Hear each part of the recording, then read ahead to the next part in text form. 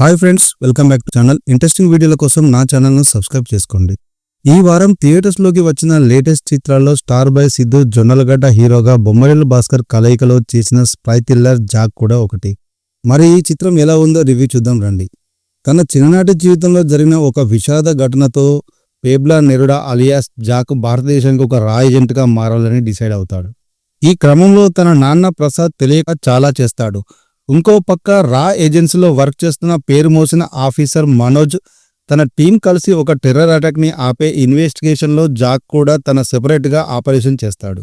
ఇలా వేరువేరుగా స్టార్ట్ అయిన ఈ ఆపరేషన్ ఎటుదారి తీసింది, భయంకరమైన టెర్రరిస్ట్ రెహమాన్ ఎవరు, అతనేం ప్లాన్ చేశారు, ఈ క్రమంలో జాక్ మనోజ్లు ఏం చేశారు అనేది వెండితెర మీద చూడాల్సిందే.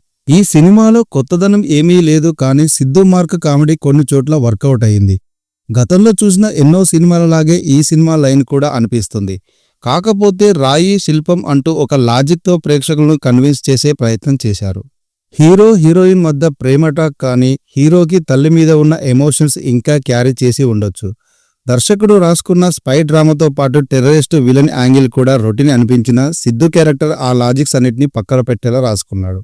ఇక నటీనటుల విషయానికి వస్తే సిద్ధు జొన్నలగడ్డ ఎప్పటిలాగే తనకు బాగా అలవాటైన ఒక పాత్రలో నటించే ప్రయత్నం చేశాడు. అయితే మనోడి నటనలో టిల్లు కనిపించడం గమనార్హం. ఇక వైష్ణవి చైతన్య తన నటన కంటే ఎక్కువగా అందాలు ప్రదర్శించడంలోనే ఆసక్తి చూపించింది. 1-2 ముద్దు సీన్స్లో కూడా ఆకట్టుకుంది. ప్రకాష్ రాజ్ ఎప్పటిలాగే ఆకట్టుకున్నాడు. సుబ్బరాజు, నరేష్, రవిప్రకాష్ వంటి వారు తమ పాత్రల పరిధి మేరకు నటించారు. టెక్నికల్ టీం విషయానికి వస్తే బొమ్మరిల్లు భాస్కర్ రాసుకున్న కథ కొత్తగా లేకపోయినా కథనంతో నడిపించాలనుకున్నాడు.